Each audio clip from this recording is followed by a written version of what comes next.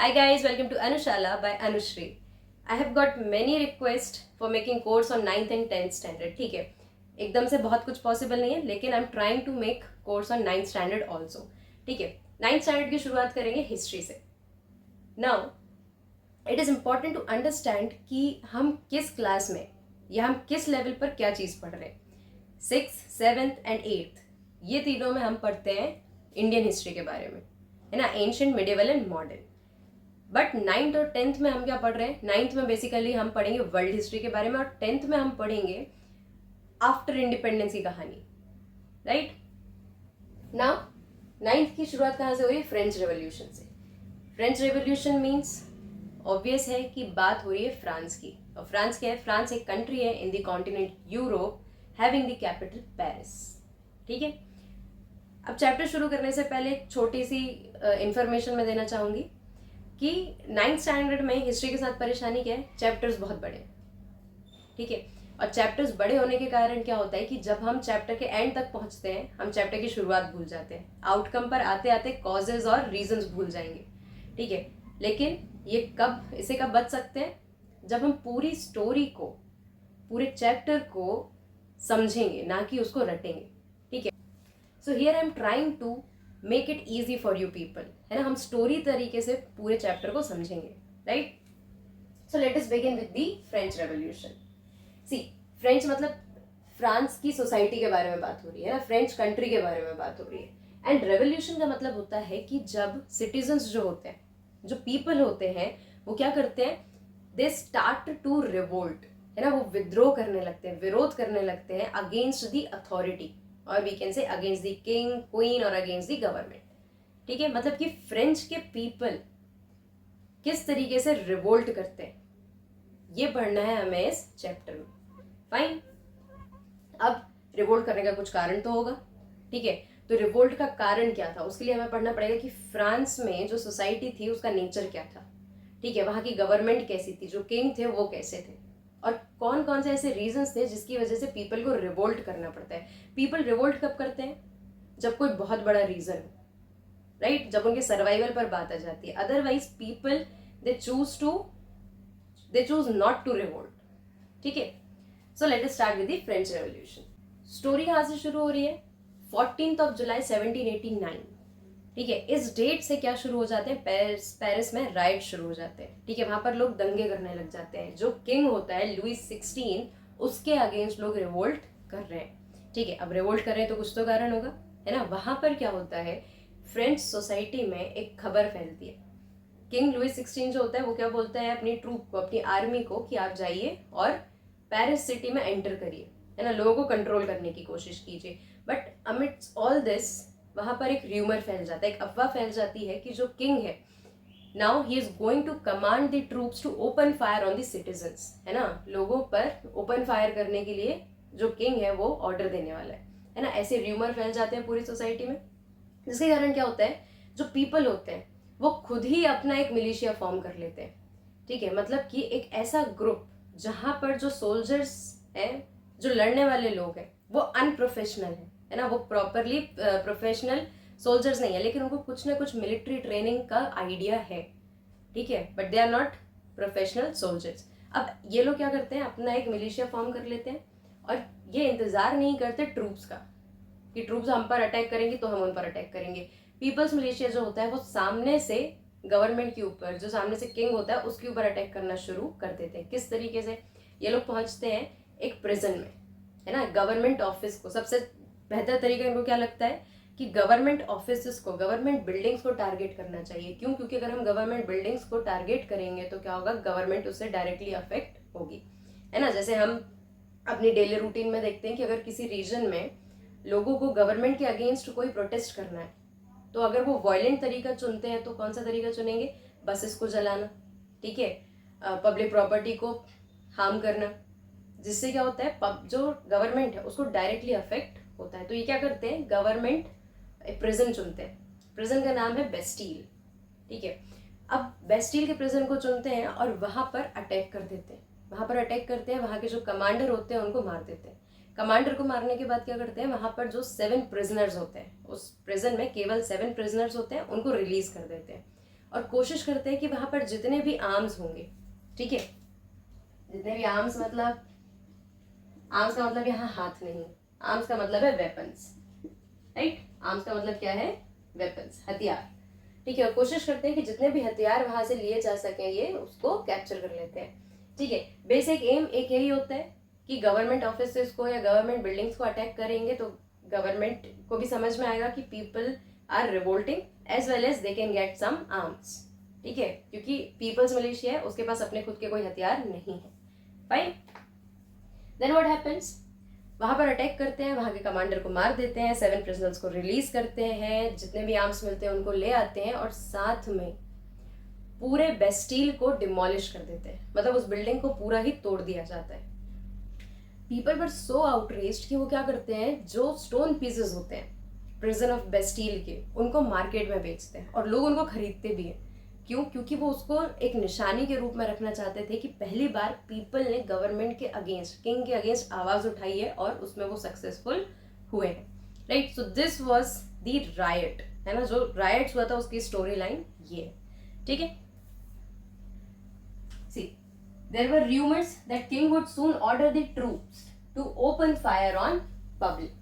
Then 7,000 people, कितने लोग होते हैं, 7,000, and 7,000 people includes men as well as women, right, formed people's militia, attacked the prison of Bastille in search of arms, killed the commander and released 7 prisoners, ठीक है।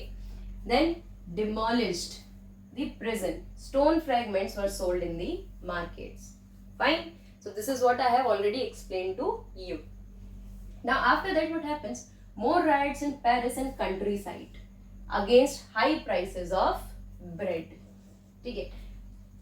एक right के बाद दूसरे बहुत सारे राइट शुरू हो जाते हैं। कैसे राइट्स, लोग क्या कर रहे हैं, अब क्योंकि एक बार वो रिवोल्ट कर चुके हैं, है ना, तो उनकी पावर बढ़ जाती है, ठीक है, उनकी होप बढ़ जाती है कि हम दोबारा से रिवोल्ट कर सकते हैं। तो ऐसे छोटे छोटे बहुत सारे रिवोल्ट पेरिस में और कंट्री साइड में शुरू हो जाते हैं। कंट्री साइड का मतलब क्या है, कंट्री साइड का मतलब है कि ऐसा एरिया जो मेन सिटी में नहीं है, उसके आउटस्कर्ट्स में है ना, उसके आउटर एरिया में है, किसी भी सिटी के आउटर एरियाज जो होते हैं उसको बोलते हैं कंट्री साइड, जहां पर छोटे छोटे विलेजेस जो है वो रहते हैं, ठीक है, उस एरिया को बोलेंगे हम countryside. So there were more rights in the Paris as well as the countrysides. और एक और परेशानी शुरू हो गई थी, क्योंकि ये सारे राइट्स के कारण वहां पे ब्रेड के जो प्राइसेस थे वो बढ़ गए थे, है ना, ब्रेड महंगी हो गई थी, खाना महंगा हो रहा है, खाना महंगा होता है लेकिन भूख तो लगती है, तो आप खाना तो खाएंगे, but people they have started revolting against the high prices of bread, ठीक है, प्राइसेस बहुत ज्यादा थे, उनकी वेजेस कम थी या स्टेगनेंट थी, जिसके कारण क्या हो रहा था, वो फूड सप्लाई पूरी नहीं हो पा रही थी, right. Ultimately what happens in France, ये तो बस शुरुआत है ना, the chapter is very long, but ultimately होता क्या है, people of France they executed the king Louis 16, मतलब एग्जीक्यूट करने का मतलब है मार देना, ठीक है, टू मर्डर और to kill somebody. The people of France they executed Louis 16 their king. अब क्यों हुआ है ये सब, सिर्फ इतने से राइट्स की वजह से नहीं, ठीक है, लुइस 16 को मारा तो गया लोगों के द्वारा, लेकिन क्यों और कैसे, इसके लिए जानना पड़ेगा पूरा chapter. So let us start with the actual story, right. We have to know the nature of French society plus what was the system of taxation. क्यों? क्योंकि यहाँ पे ब्रेड के प्राइसेस बढ़ रहे थे और टैक्सेस भी बहुत बड़ा रोल प्ले कर रहे थे, जिसकी वजह से पीपल जो थे वो रिवोल्ट करने के लिए मजबूर हो गए थे, फाइन। सी, लुइस 16 जो होते हैं कब किंग बनते हैं, 1774 में। लुइस 16 कब किंग बन रहे हैं, 1774 में। When he became the king, he was only 20 years old, right? And he was married to an Austrian princess, Marie Antoinette. ठीक है, जब किंग बनते हैं सिर्फ 20 साल के होते हैं और इनकी शादी किससे होती है, एक Austrian princess. Austrian means she belonged to Austria. She belonged to Austria. Austria is another country in France. ठीक है, अब ऑस्ट्रिया को ऑस्ट्रेलिया से कंफ्यूज नहीं करना है, ठीक है। ऑस्ट्रेलिया इज अ कॉन्टिनेंट, है ना, and Austria is just one country in Europe, ठीक है। So his wife belongs to Austria, Marie Antoinette, ठीक है। अब जब लुइस 16 किंग बनते हैं तो इनको मिलती है एक एम्प्टी ट्रेजरी, है ना, मतलब कि इनके जो फाइनेंशियल सोर्सेज होते हैं, इनकी जो तिजोरी होती है वो खाली होती है जब लुइस 16 बनते हैं किंग। ठीक है, मतलब कि लुइस 16 जैसे ही राजा बन रहा है, एक 20 साल का राजा जब वो थ्रोन संभाल रहा है तो उसको एक खाली तिजोरी मिल रही है, मतलब एक बड़ा एम्पायर तो मिल रहा है लेकिन फाइनेंशियल रिसोर्सेज नहीं मिल रहे। ठीक है, फाइनेंशियल रिसोर्सेज ना मिलने का कारण क्या है? टैक्सेस तो हमेशा से थे, है ना, लोग हमेशा से टैक्सेस ट्रिब्यूट पे कर रहे थे, तो फ्रांस की जो गवर्नमेंट है या फ्रांस की जो अथॉरिटी है उसके पास टैक्सेस तो, उसके पास फाइनेंसेस तो होने चाहिए थे, लेकिन क्यों नहीं है उसके भी कारण हमारे पास है। ठीक है, long Wars has drained the financial resources of France. France बहुत समय से वॉर कंडीशन में था। ठीक है, वॉर कंडीशन मतलब कि आसपास की कंट्रीज के साथ वॉर होगा, है ना, जनरली हमारा झगड़ा हमारे नेबर के साथ होता है, लेकिन हम किससे अच्छे से बिहेव करते हैं? जो हमारे नेबर का नेबर है ना, जैसे हमारी पाकिस्तान के साथ नहीं बनती लेकिन हमारी अफगानिस्तान के साथ अच्छी बनती है। वाई? बिकॉज पाकिस्तान हमारा इमीडिएट नेबर है, और जो इमीडिएट नेबर्स होते हैं उनको ना डेली बेसिस एक दूसरे के साथ उनका फ्रिक्शन चलते रहता है। ठीक है, दैट्स वाई। तो यहाँ पर भी यही था, यूरोप में कंट्रीज बहुत ज्यादा पास पास है, ठीक है, बहुत कंजस्टेड कॉन्टिनेंट समझ में आता है, दैट्स वाई वहां पर हमेशा ही वॉर जैसी कंडीशन बनी रही। ठीक है, जिसके कारण क्या हुआ, बहुत सारे फाइनेंशियल रिसोर्सेज जो थे जो फ्रांस के वो ड्रेन हो गए। वॉर होगा तो पैसा क्यों लगेगा? आर्मी को मेंटेन करने में लगेगा। ठीक है, फिर वेपन्स भी देने पड़ेंगे, मेडिकल फैसिलिटीज भी देनी पड़ेंगी, है ना, इन सारी चीजों के कारण वॉर में बहुत ज्यादा पैसा लगता है। Right, then maintenance of extravagant court at palace of Versailles. ठीक है, वर्साइल्स कौन सी जगह थी जहां पर किंग और उसकी फैमिली रह रहे थे? अब यहाँ पर किंग रह रहे हैं तो पैलेस भी होगा, है ना, बड़ा सा महल होगा, उसके मेंटेनेंस में भी बहुत ज्यादा पैसा लग रहा था। ठीक है, that was also one reason. Then under Louis 16, अब लुइस 16 जब किंग बनते हैं तब भी कुछ ऐसी चीजें हैं जिनके कारण फाइनेंशियल रिसोर्सेज में कमी आ रही है। कौन सी चीजें ऐसी हुई है? France had 13 American colonies to gain their independence from common enemy Britain. अब एक सिंपल सेंटेंस में बहुत सारी चीजें हैं समझने वाली। ठीक है, शुरू करेंगे ब्रिटेन से, है ना। ब्रिटेन क्या है? यूरोप में एक और कंट्री है। ठीक है, ब्रिटेन में सबसे पहले आता है इंडस्ट्रियलाइजेशन, है ना, जिसको हम कहेंगे इंडस्ट्रियल रेवोल्यूशन। ब्रिटेन को सबसे पहले समझ में आता है कि इंडस्ट्रीज बना लेनी चाहिए, है ना, मशीनरीज का यूज करके प्रोडक्शन करना चाहिए। जिसका एक बड़ा कारण क्या था कि ब्रिटेन एक कोल्ड रीजन है, ठंडी जगह तो एग्रीकल्चर उतना अच्छा पॉसिबल नहीं है, बहुत ही कम अमाउंट में एग्रीकल्चर है। अब एग्रीकल्चर नहीं है तो दूसरी एक्टिविटीज जोड़ेंगे, पैसा तो कमाना है ना, प्रोडक्शन कुछ तो करना पड़ेगा। दूसरी एक्टिविटीज क्या हो जाएंगी? इंडस्ट्रियलाइजेशन। ठीक है, दैट्स व्हाई ब्रिटेन में सबसे पहले आता है इंडस्ट्रियलाइजेशन। अब इंडस्ट्रीज तो बना ली है, लेकिन इंडस्ट्री में बनाओगे क्या? किसी भी फिनिश गुड को बनाने के लिए आपको एक रॉ मटेरियल चाहिए, है ना, और रॉ मटेरियल कहाँ से मिलेगा? जनरली रॉ मटेरियल हमें मिलता है एग्रीकल्चर से। फाइन, अब एग्रीकल्चर हो नहीं रहा और इंडस्ट्रीज बना ली है, रॉ मटेरियल की कमी कहाँ से पूरी करेंगे? दूसरी कंट्रीज से। ठीक है, रॉ मटेरियल की कमी कहाँ से पूरी होगी? दूसरी कंट्रीज से। तो ब्रिटेन सबसे पहले क्या बनाना शुरू कर देता है? कॉलोनीज। ब्रिटेन सबसे पहले क्या बनाना शुरू करता है? कॉलोनी। ठीक है, अब कॉलोनी का मतलब समझ लेते हैं। कॉलोनी का मतलब होता है ऐसा एरिया जहां से आप क्या कर रहे हो? रॉ मटेरियल्स को ले रहे हो, है ना, जहां से आपकी नीड्स फुलफिल हो रही है। ठीक है, तो ब्रिटेन क्या करता है? ब्रिटेन जाता है आसपास की कंट्रीज देखता है, वहां पर बनाता है अपनी कॉलोनी। ठीक है, वहां से रॉ मटेरियल्स को लेता है, वहां से लेबर को लेता है ना, वहां से अपनी इंडस्ट्रीज की नीड्स फुलफिल करता है। ठीक है, इंडिया भी ब्रिटेन की एक कॉलोनी थी, ब्रिटिशर्स की कॉलोनी हुआ करती थी इंडिया। ठीक है, वो क्यों आए थे? ट्रेड करने। फिर उन्होंने यहाँ से रॉ मटेरियल ले जाने शुरू करी।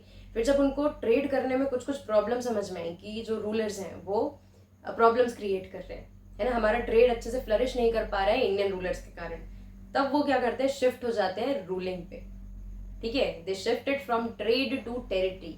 ठीक है, चैप्टर 2 क्लास 8 हिस्ट्री। ठीक है, वहां पर पूरे अच्छे तरीके से समझाया गया है कि ब्रिटिशर्स कैसे ट्रेड से टेरिटरी पर आ जाते हैं। राइट ना, तब हम क्या बन जाते हैं? ब्रिटेन की कॉलोनी। ठीक है, इसी तरीके से जैसे ब्रिटेन इंडिया को अपनी कॉलोनी बनाता है, बहुत सारी कंट्रीज को अपनी कॉलोनी बना चुका है ना। अमेरिका की भी 13 कॉलोनीज होती है। मतलब ब्रिटेन जो होता है उसकी अमेरिका में कितनी कॉलोनी होती है? बहुत सारी होती हैं, जिसमें से 13 कॉलोनी को आज़ादी कौन दिलाता है? फ्रांस। ठीक है, 13 कॉलोनीज को आज़ादी कौन दिलाएगा? फ्रांस। मतलब कि ब्रिटेन की अमेरिका में 13 कॉलोनीज थी, ठीक है, और उनको आज़ाद होने में कौन मदद करता है? फ्रांस। अब फ्रांस ब्रिटेन के अगेंस्ट क्यों कोई भी काम करेगा? क्योंकि ऑब्वियसली उसकी और फ्रांस की भी नहीं बनती होगी। That's why here it is written common enemy of France as well as of America. ठीक है, so this was also one reason. Then war added loan. अब इतने सारे वॉर होंगे, ब्रिटेन ऐसे ही तो कॉलोनीज को छोड़ नहीं देगा, वॉर होंगे। जब इतने सारे वॉर होंगे तो जिसके कारण क्या होता है? लोन बढ़ जाता है। लोन किसके ऊपर बढ़ेगा? गवर्नमेंट के ऊपर, लुई 16 के ऊपर।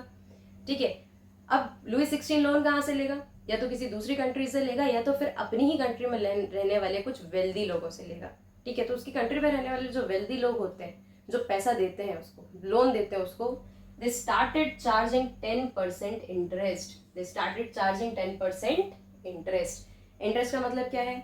जैसे अगर मान लो आपने मुझसे 100 रुपये उधार लिए, लेकिन मैंने आपको बोला कि ठीक है, जब तुम मुझे लोन वापस करोगे, जब तुम लोन अपना चुकाओगे तो मुझे 100 रुपये तो मिलेंगे पूरे, लेकिन हर महीने के हिसाब से तुम मुझे 10 रुपये और दोगे। ठीक है, तो दैट 10 रुपये will be the interest, right? So the lender started charging 10% interest on loans. अब इतने के बाद जितना भी पैसा था, जितने भी फाइनेंशियल रिसोर्सेज थे ऑफ लुई 16, उसका बहुत बड़ा अमाउंट किस में जा रहा था? ये लोन रीपेमेंट में। ठीक है, लेंडर्स को पैसा वापस करने में लुई 16 का बहुत सारा फाइनेंशियल रिसोर्सेज जा रहा था। ठीक है, अब लोन तो वापस करना ही पड़ेगा, कोर्ट्स को भी मेंटेन करना पड़ेगा, आर्मी को भी मेंटेन करना पड़ेगा। क्यों? क्योंकि अब ब्रिटेन के अगेंस्ट अमेरिका की मदद करोगे ब्रिटेन के अगेंस्ट, तो ब्रिटेन क्या कर सकता है? कभी भी अटैक कर सकता है। मतलब ब्रिटेन के साथ हमेशा ही वॉर लाइक कंडीशंस बनी हुई थी फ्रांस की। ठीक है, so this was also reason कि लुई 16 को आर्मी के ऊपर बहुत सारा खर्चा करना पड़ रहा था। अब इतनी सारी चीज़ों के खर्चे जो हैं, इसको पूरा कहाँ से करेगा लुई 16? राइट, क्वेश्चन उठना चाहिए कि लुई 16 के पास इतने सारे खर्चे कैसे पूरे करेगा? लुई 16 कैसे पूरे करेगा? टैक्सेस बढ़ा के, है ना? उसे खुद तो कोई नौकरी करता नहीं है किंग।